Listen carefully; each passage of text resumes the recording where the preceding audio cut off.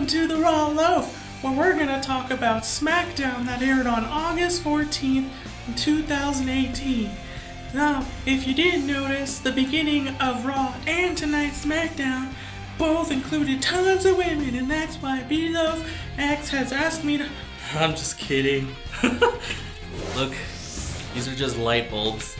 But just if you didn't notice, the women have been taking over the WWE lately. They both opened both shows, probably because they got their pay-per-view coming up. But it opened up with Charlotte, Becky Lynch, and Carmella having what Paige wanted to be billed as a face-off between the three. Now, there's one thing that I took away from this, was that Carmella is the smartest of the three, because if you notice, Charlotte and Becky came out dressed to wrestle. Carmella came out, I guess, to show off her body, because that's what she talked about during her speech there. And guess what? She didn't have to wrestle tonight. Kind of a smart move. I hate her. But it's kind of a smart move because she didn't risk injuring herself before, or be getting winded or anything like that before her match at SummerSlam.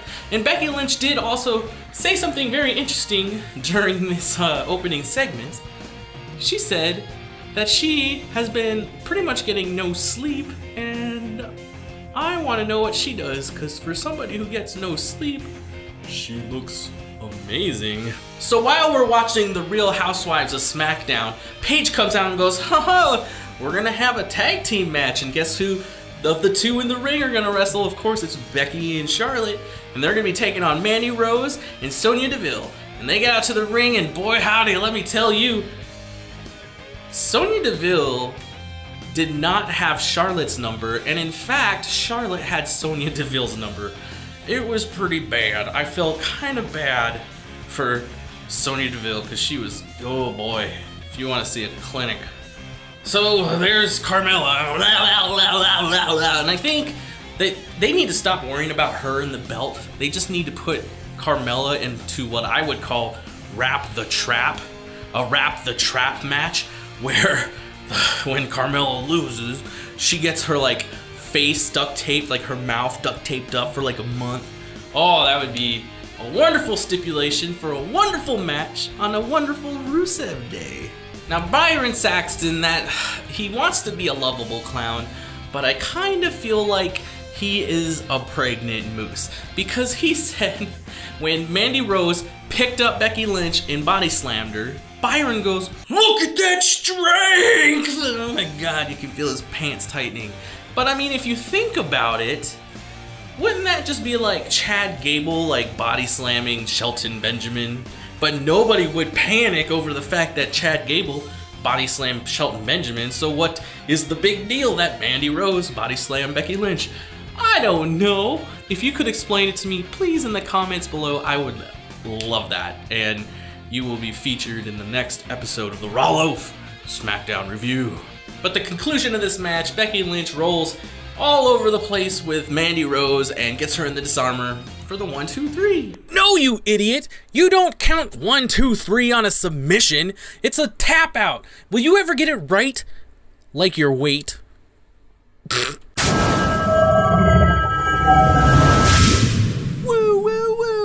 After the match, we get The Miz and Maurice talking about their show, Miz and Mrs., which just got picked up for a second season by the USA Network.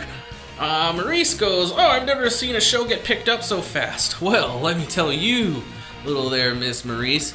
Have you not heard of the Trailer Park Boys? And like Netflix renewed them for like 2 or 3 seasons at a time.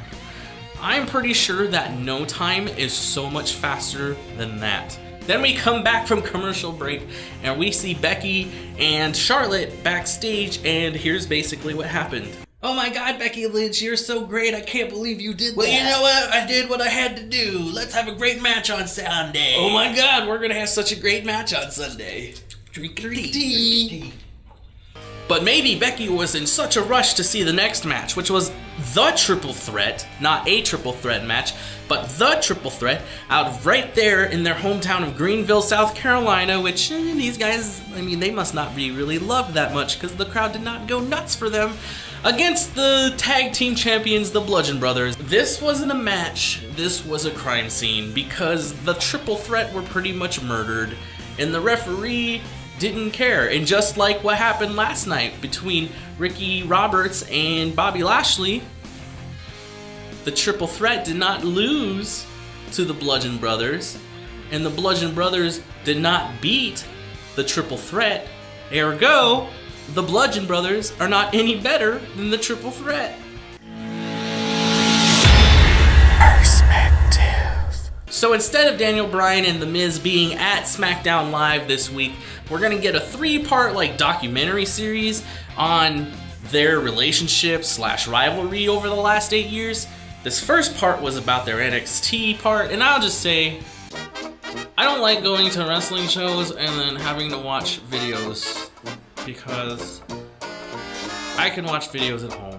I don't remember the last time I had 2 big guys in my living room having a wrestling match, and I don't want to go to a wrestling match to not watch big sweaty guys like look at this. Not wrestling. I don't like it. And if I'm gonna go to Washington, D.C. on October 16th to go to the 1000th episode of SmackDown, I don't want to watch what I could be watching at home. But the first part of this documentary was about their time in NXT. Next up, we have an actual triple threat match between The New Day and Sanity. And it's Kofi's birthday and he's super excited. Everybody's super excited. They start singing happy birthday to him right as the match starts. Somebody's holding a Kofi 316 sign, which is pretty funny, but it's not March 16th. But then, man, he gets killed. Once Alexander Wolf pulled one of the smartest tag team or multiple person team maneuvers you can make and pull down the top ropes, and that sent Kofi flying out of the ring. And after that, there wasn't much left for Kofi. At least he got to do his Black Jesus fall. That was good for him on his birthday. So what is with the refs lately? Like last night, Sarah Logan used her seductive womanly ways to make the ref fall in love with her, and which allowed her to cheat, and everything was okay even though the ref saw it. Tonight, the ref was counting one of the Sanity members out, and then Eric Young is on the top rope and he jumps off, but he clearly, at the top of his jump, at the very top, he was done. I mean, the match should have been done, because that ref was on his 2 count and he could have just went 3, match is done. But guess what? He stopped counting. And what is like, there's like a wrestler's just getting smarter now, and just like, especially the evil ones, there's this conspiracy going around. Why are they allowed to use black magic or something? Because this isn't good. But thankfully, the New Day was able to recover from Kofi almost getting killed. Xavier Woods helped Big E spike Killian Dane onto the mat, and they got the 1, 2, 3. It was like 1, 2, 3. Big E's my hero. I wish he would have counted that to 5. And then we had part 2 of the documentary between Daniel Bryan and The Miz, and it was talking about when Daniel Bryan was the GM. So this whole professionalism thing that Paige is going for here, she goes to talk to Samoa Joe about it. Samoa Joe goes, I ain't having any of that. And who am I if you're not hired me for what I am? Unpredictable.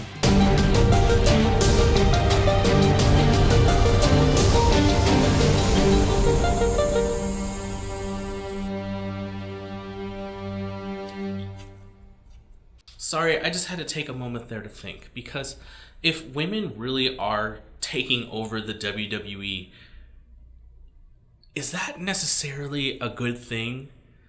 Women throughout history have completely manipulated men to do their bidding. They always say, like, behind a great man, there's a great woman. But guess what? Sometimes behind a great man, there's a manipulative, maniacal witch. And in this case, I believe it's Lana.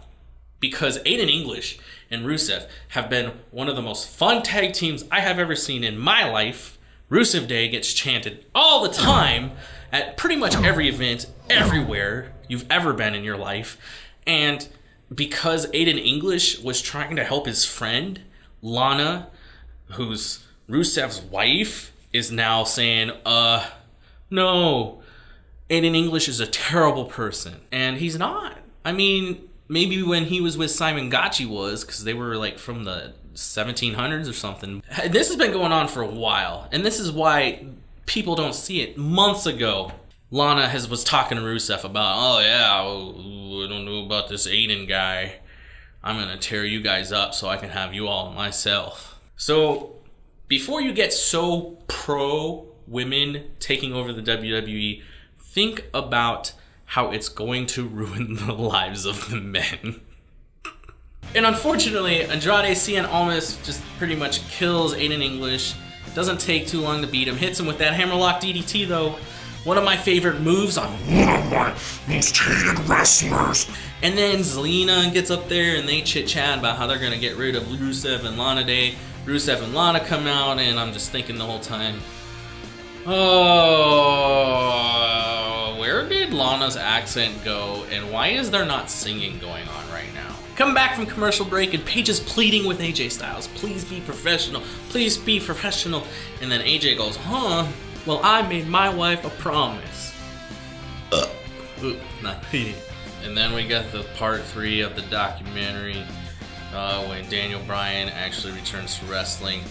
I'm not mad about the documentary. I thought it was all pretty good, but I feel like they should have just put it on the internet or something, because I feel so bad for those tens of thousands of people that showed up in the Greenville Stadium in South Carolina because they had to watch TV at a live event. That's kind of a mean. And up next, we got Rainbow Bright Jeff Hardy taking on Shelton Benjamin. The match goes back and forth, but guess who comes out on top? Of course, the challenger for the United States Championship at SummerSlam against Shinsuke Nakamura, Jeff Hardy. But that doesn't mean that Shelton Benjamin didn't look great.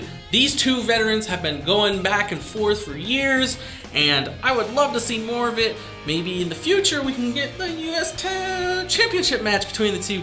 But the thing that stood out the most to me in this whole segment here was when Randy Orton was kind of like standing around the like curtain near the entrance, and he was just kind of like looking, and I'm like, oh, he's creepy. But I know the WWE hires a lot of writers to help the wrestlers come up with things to say. One of those like Hollywood writers should maybe have been like, why don't we just keep Randy like ominously in the back, and it would be creepy. I think it would be like if he was just standing back there and you just saw his eyes and his head poking over the edge, like way in the back, and like for weeks he's just like a viper. But I get what they were doing, they're just not doing it well. So thanks for hiring me, WWE. I'll take $69,000 a year, and I will continue to put good ideas out there for you. WWE, this is a serious job offer. I'll work for $69,000 per year and travel and eat catering and go bowling with whoever wants to go bowling after sports entertainment matches. But if you love Jeff Hardy kicking all sorts of butt, go ahead and watch this match because he beat Shelton Benjamin with a twist of fate. Shinsuke Nakamura came out, tried to beat up Jeff Hardy, but nope, turned it into another twist of fate and a swanton bomb. So all you Jeff Hardy lovers out there, go buy your Rainbow Brights and go ahead and watch this match. So our final piece of the night, AJ Styles comes out to the ring and he talks and talks about how he's sorry about how he lost his cool and how he's never gonna lose his cool again. But then Samoa Joe comes out and he reads this letter written to him from a member of the WWE Universe. And in it, it basically says AJ Styles is gay. He never wanted a wife, he never wanted kids. I'm assuming that meant naturally having kids the old-fashioned way. So I know AJ Styles, he loves wrestling other guys. He doesn't want a wife and he doesn't want kids. AJ Styles is about to come out of the closet, and Finn Balor will be his tag team partner, and they'll be best friends. But no, Samoa Joe, oh, that letter he ended with signed Wendy Styles, AJ's wife. Burn, AJ, you're done from the looks of it. And that concludes the August 14th episode of Smackdown Live. This has been the Raw Loaf. I appreciate you. If you did watch it till the end, you are amazing. If you could even be more amazing, like, comment, share, subscribe, all that fun stuff. Tweets me at BLoafX or at the Raw Loaf. Once the Raw Loaf gets big enough, then I won't have to keep bugging people on my personal Twitter account. Of course, there's the Facebook page. Go to my website. We can say this is sponsored by BLoafX.com. There's all sorts of fun complaining done on there. But if you want to make any life decisions, like go to college or join the military, hey, I got plenty of information about that on my website. But there's also a lot of pro wrestling stuff as well.